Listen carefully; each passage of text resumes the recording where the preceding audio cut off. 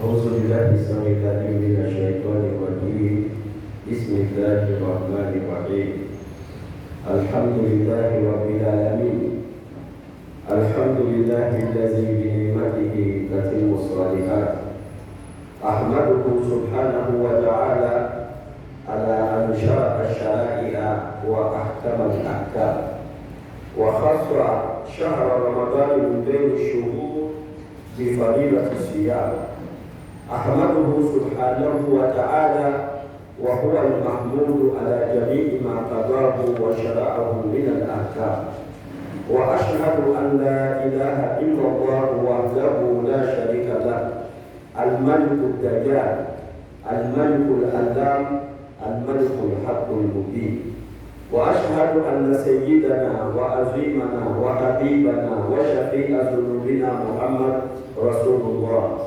اللهم صل وسلم وبارك على هذا النبي الكريم وعلى كل من اهتدى بهديه أو استنى بسنته إلى يوم الدين أما بعد عباد الله أوصيكم ونفسي بتقوى الله عز وجل وأذكركم ونفسي بقوله تعالى يا أيها الذين آمنوا كتب عليكم الصيام كما كتب على الذين من قبلكم لعلكم تتقون وقوله تعالى شهر رمضان الذي أنزل فيه القرآن وهدى للناس وبينات من الهدى والفرقان فمن شهد منكم الشهر فليصم ومن كان مريضا أو على سفر فعدة من أيام أخرى صدق الله العظيم.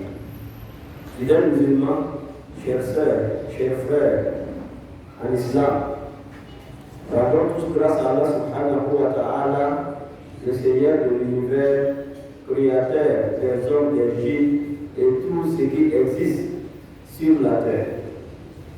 Nous le louons, nous l'adorons et nous attestons qu'il n'y a aucune divinité digne d'être adorée à lui. Nous attestons également entre notre bien-aimé Mohammed sallallahu alayhi wa sallam et son noble serviteur et messager. Fidèles musulmans, chers sœurs, chers frères, depuis quelques vendredis, nos imams nous ont entretenus sur comment le fidèle musulman doit se préparer pour accueillir le Ramadan. Comme vous le savez, aujourd'hui est le dernier vendredi du mois de Sha'ban, qui veut dire qu'Inch'Allah, vendredi prochain, nous trouverons déjà en plein milieu dans le mois de Ramadan. Alors, le mois de Ramadan, comme nous l'avons évoqué, est un moment précieux pour le fidèle musulman. C'est le moment où le fidèle il doit se donner à l'adoration. C'est le moment où le fidèle doit renforcer sa spiritualité, renforcer ses bonnes relations avec Allah subhanahu wa ta'ala. Alors pour que nous puissions gagner, être parmi les élus d'Allah subhanahu wa ta'ala, parmi ceux dont Allah subhanahu wa ta'ala va les pardonner, et parmi ceux qu'Allah affranchira du feu, et parmi ceux qui seront les élus du paradis, alors nous devrons travailler au cours de ces mois bénis du Ramadan. Chacun de nous doit se dire que ce Ramadan qui arrive est mon dernier Ramadan. Car après ce Ramadan, est-ce que je vais vivre jusqu'à un Ramadan qui va venir après? Là, je ne le sais pas. Comme on le dit chez nous, ce que Dieu t'a donné, c'est ce qui t'appartient. Ce que Dieu ne t'a pas donné là, ça ne t'appartient pas encore. Il faut attendre jusqu'à ce que Dieu te le donne pour que ça t'appartienne. Le Ramadan qui arrive, si ce Ramadan te trouve en bonne santé, fidèle musulman, la première des choses, il faut rendre grâce à Allah subhanahu wa ta'ala. Il faut remercier Allah de t'avoir donné le Ramadan sain et sauf. Il faut remercier Allah et lui demander de faire de toi l'un des fidèles qui va se donner à l'adoration jusqu'à ce qu'il gagne satisfaction de son Seigneur qui est Allah subhanahu wa ta'ala. Fidèles musulmans, nous devons nous préparer pour mieux aborder le mois de Ramadan. Nous devons nous préparer spirituellement, psychologiquement, physiquement, matériellement, comme l'a si bien dit notre imam Ousmane Silla au cours du dernier sermon.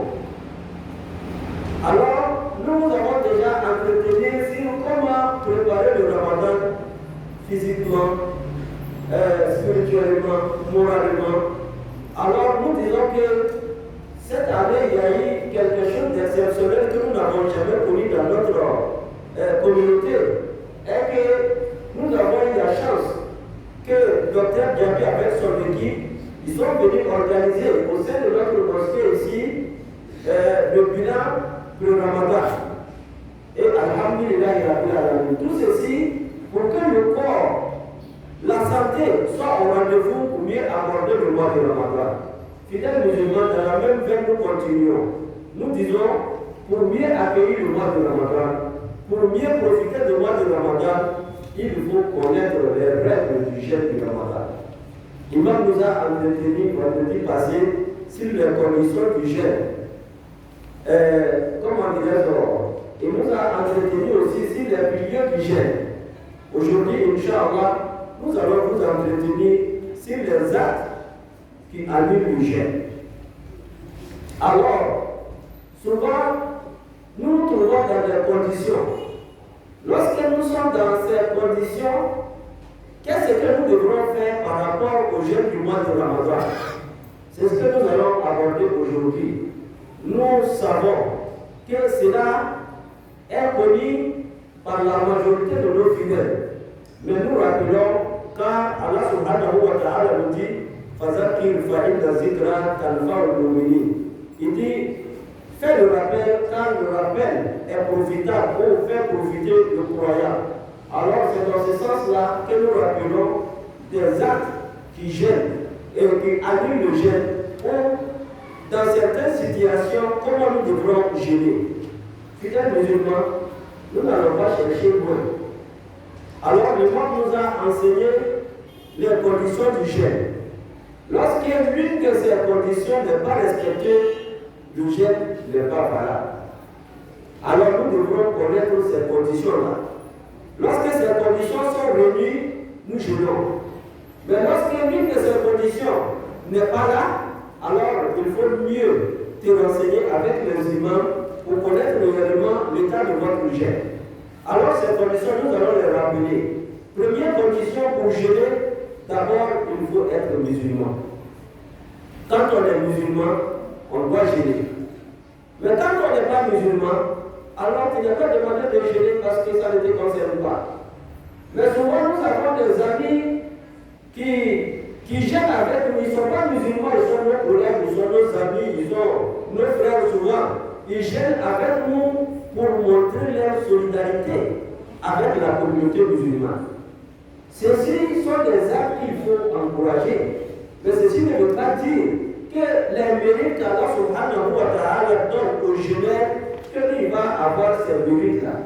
Parce que pour qu'ils puissent bénéficier de ces mérites, il y a une condition préalable qui est la foi sincère en l'unicité d'Allah subhanahu wa ta'ala et à la prophétie de Muhammad sallallahu alayhi wa sallam. Lorsque vous croyez en Allah subhanahu wa ta'ala, c'est là on parle des actes, c'est là on parle aussi des récompenses. Mais si ce pilier essentiel qui est la foi n'est pas là, on ne va pas parler de récompense. Parce que quand on a commencé, ça fait déjà défaut. Alors, fidèle musulman, première condition de jeûne, il faut être musulman. Deuxième condition, il faut être à l'âge de puberté. Al-Bali. Al-Bali veut dire, j'ai atteint un niveau de l'âge, je suis devenu pubère, je suis devenu responsable de mes actes, alors ainsi, le jeûne de Ramadan devient obligatoire pour toi. Mais pour lui qui n'est pas adulte, il n'est pas encore l'âge de puberté, les enfants qui sont avec nous, est-ce que ces enfants doivent jeûner ou pas? Alors, l'éducation, pour les enfants, le jeûne est une éducation. Nous encourageons les enfants à apprendre à jeûner pour que lorsqu'ils deviennent adultes, que le jeûne de Ramadan soit facile. Alors, ils vont commencer l'apprentissage avec leurs parents. Et lorsque les enfants jeûnent, nous devrons les encourager, leur donner des petits cadeaux, c'est-à-dire les accompagner pour qu'ils sachent que l'acte qu'il vient de poser est un acte qui est vraiment estimé chez les parents, au niveau de la communauté, de notre société même. Alors cela va encourager les enfants. Mais le gène des enfants n'est pas une obligation. L'obligation, c'est celui qui atteint l'âge de puberté. Ça fait deux conditions. Musulman, atteindre l'âge de puberté. Et troisième, être vraiment de toutes ses facultés mentales. C'est-à-dire être en bonne santé mentale. Mais lorsqu'on a un problème mental, on n'est pas appelé à gérer. Quatrième condition, il faut être un résident, c'est-à-dire ne pas être en état de voyage. Si on est en état de voyage, le jeûne n'est pas obligatoire pour nous. Après cela, il faut avoir la force nécessaire de jeûner. C'est-à-dire, j'ai la force et puis j'ai la capacité de jeûner. Parce que certains peut-être musulmans, ils sont vraiment, ils ont atteint l'âge de puberté, ils sont en bonne santé mentale, mais ils ont des problèmes qui ne leur permettent pas de supporter le jeûne. Et là, ils ne sont pas obligés de jeûner. Alors, quand on ne soit pas aussi atteint des actes que Allah subhanahu wa ta'ala a classés comme des actes qui nous empêchent de jeûner. Alors, finalement, musulman, si ces conditions sont réunies, nous devrons jeûner. Mais lorsque l'une de ces conditions n'est pas là, le jeûne n'est pas là. Après cela, nous avons les piliers du jeûne qui commencent par l'intention. Alors, il ne faut jamais oublier de formuler l'intention du jeûne. On formule l'intention du jeûne du mois de Ramadan depuis le point de départ, tant qu'on est en l'aise. Mais si cela n'y est pas, alors à chaque jour, il faut renouveler l'intention de jeûner. Alors si on jeûne sans intention, le jeûne n'est pas valable. Après cela, le temps, c'est-à-dire de l'eau, c'est-à-dire depuis le moment de sahur jusqu'au coucher du soleil, c'est ce temps-là qu'il faut s'abstenir de boire, de manger, d'avoir des relations intimes. Alors si on respecte aussi cela, alhamdulillah, nous avons respecté le jeûne. Mais si cela fait défaut, ceci veut dire que le jeûne n'est pas valable. Fidèles musulmans, pour mieux comprendre tous ces états, Allah subhanahu wa ta'ala, il nous parle dans le Saint-Coran. Il a dit فَالْآنَ بَاشِرُوهُنَّ وَابْتَغُوا مَا كَتَبَ اللَّهُ لَكُمْ وَكُلُوا وَاشْرَبُوا حَتَّى يَتَبَيَّنَ لَكُمُ الْخَيْطُ الْأَبْيَضُ مِنَ الْخَيْطِ الْأَسْوَدِ مِنَ الْفَجْرِ ثُمَّ أَتِمُّوا الصِّيَامَ إِلَى اللَّيْلِ.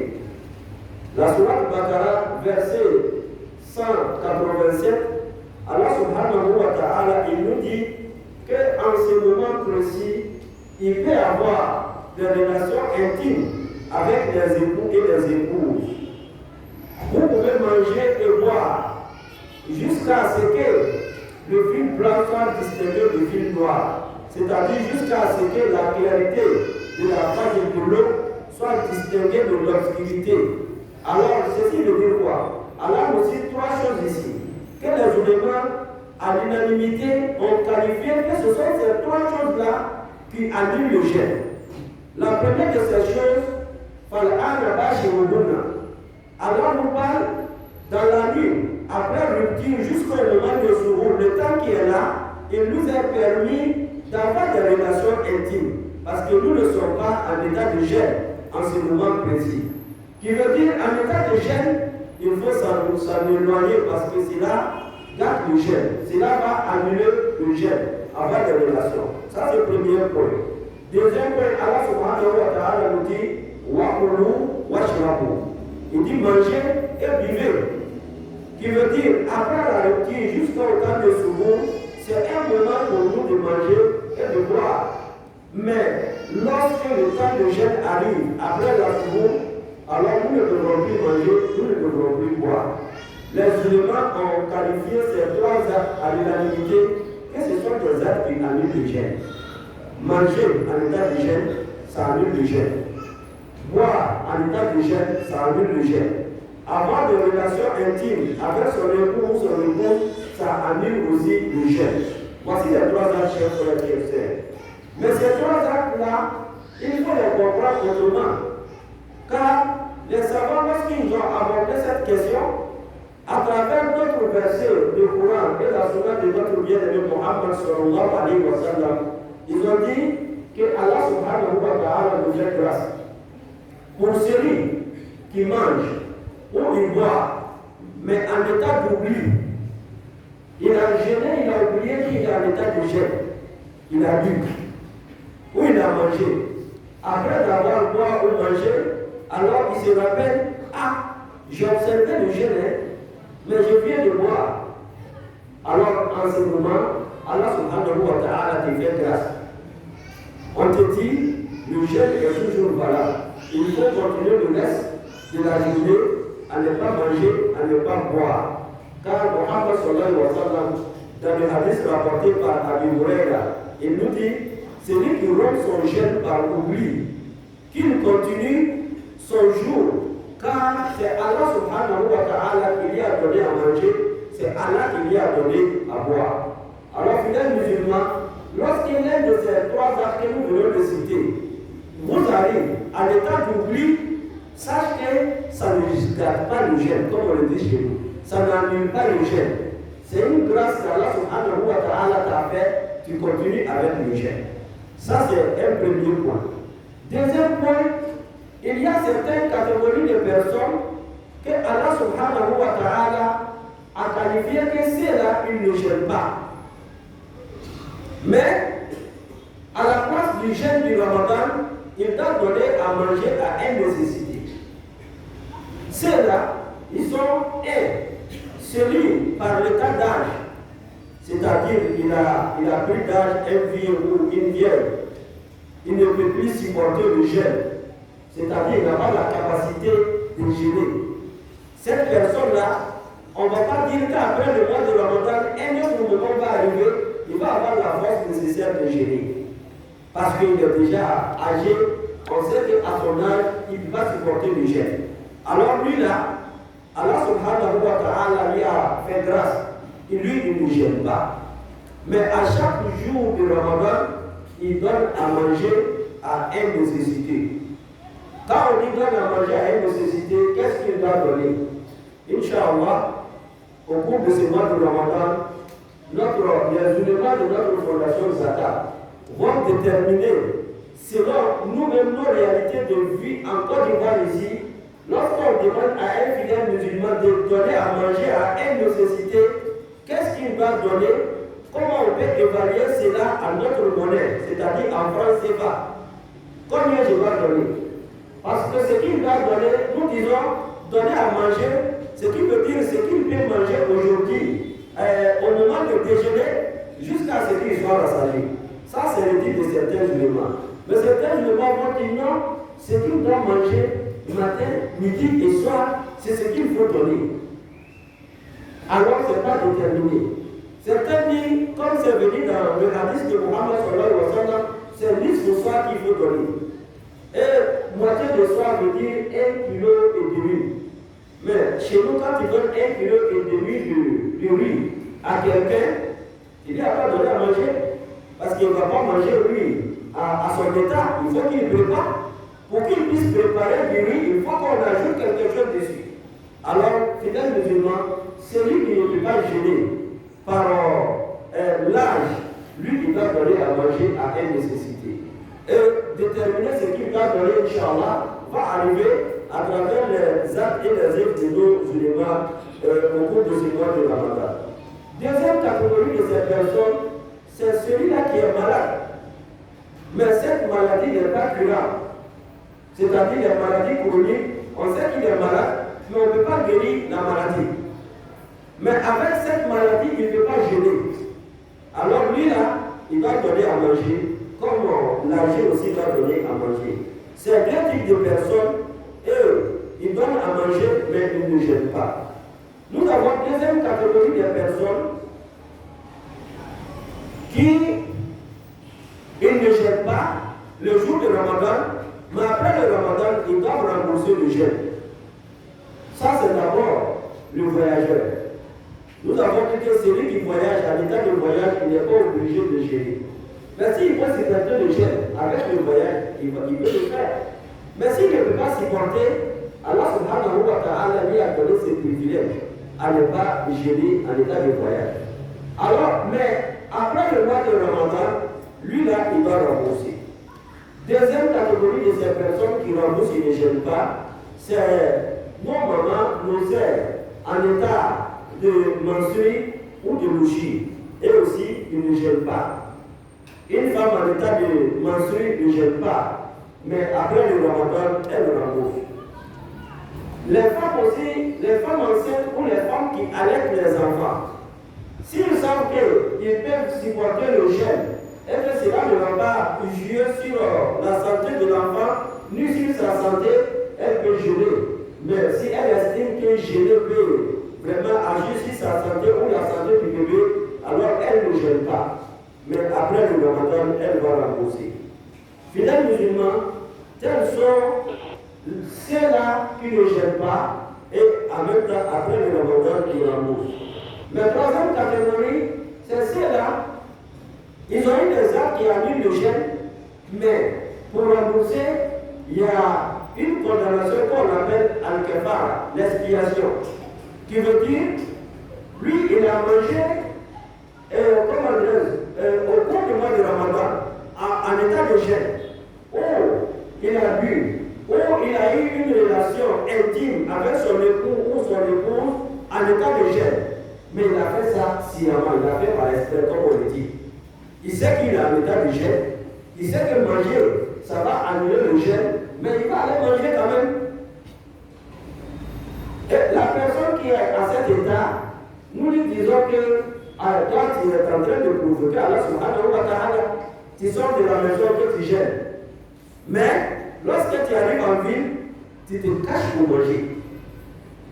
Et le soir, tu rentres à la maison, si les enfants viennent avec un état, tu dis, regardez-les. Ils font comme s'ils sont en train de gêner alors qu'ils ont mangé, alors que c'est lui-même qui a mangé, les enfants n'ont pas mangé. Finalement, musulman, cette personne-là, après le mois de Ramadan, lui, il doit gêner 2 mois successifs. Qui veut dire, un jour de Ramadan qu'il a laissé, il gêne 2 mois. Au cours de 2 mois, s'il gêne 30 jours et puis il laisse un jour, il reprend à 0. Voilà. Il doit gêner 2 mois successifs. Et on lui dit que même si tu gênes 2 mois successifs, ceci n'a pas de mérite d'un seul jour que tu as laissé au cours du mois de Ramadan. Parce que le jeûne du mois de Ramadan n'a pas de récompense. C'est Allah subhanahu wa ta'ala qui va récompenser le jeûneur. Mais si toi tu laisses le jeûne et que tu rembourses par kafara, 2 mois de jeûne n'est pas équivalent à un jour de mois de Ramadan. Alors, fidèles musulmans, celui qui mange ou il boit, ou celui-là qui va avoir des relations intimes au cours du mois de Ramadan, par esprit, lui, il va rembourser en donnant ce qu'on appelle al-kafara. Alors, premier point de kafara, c'est gérer 2 mois successifs où il va donner à manger à 60 nécessités par jour. Le seul jour qu'il a laissé, il va donner à manger à 60 personnes, 60 nécessités, où il va affranchir un esclave. Voilà, ceci sont les kafaras, sont les expiations que Allah subhanahu wa ta'ala nous demande. Fidèles musulmans, tels sont les actes qui annulent le jeûne avec les différents états qu'il faut comprendre. Il y a beaucoup de questions que nous pouvons poser, surtout ceux qui sont malades. Alors ces questions, il faut approcher les imams, il faut approcher les savants. Chacun de nous connaît sa situation, son état de santé. Il connaît ce qu'il fait, ce qu'il ne doit pas faire. Mais est-ce que cela est permis pendant le jeûne ou ce n'est pas permis pendant le jeûne? Il faut approcher les imams, il faut approcher les savants pour qu'ils puissent vous orienter sur ces questions, Inch'Allah. Fidèles musulmans, chers soeurs et frères à l'islam, sur ce nous allons nous arrêter pour demander à nos fidèles, à tout le monde, qu'après la salam, que chacun puisse attendre un peu, car notre chef, notre imam, le guide de la communauté musulmane, a une annonce à faire à tous nos fidèles et qui nous concerne nous tous, Inch'Allah. أقول قولي هذا وأستغفر الله العظيم الجليل لي ولكم ولسائر المسلمين من كل ذنب فاستغفروه وهو الغفور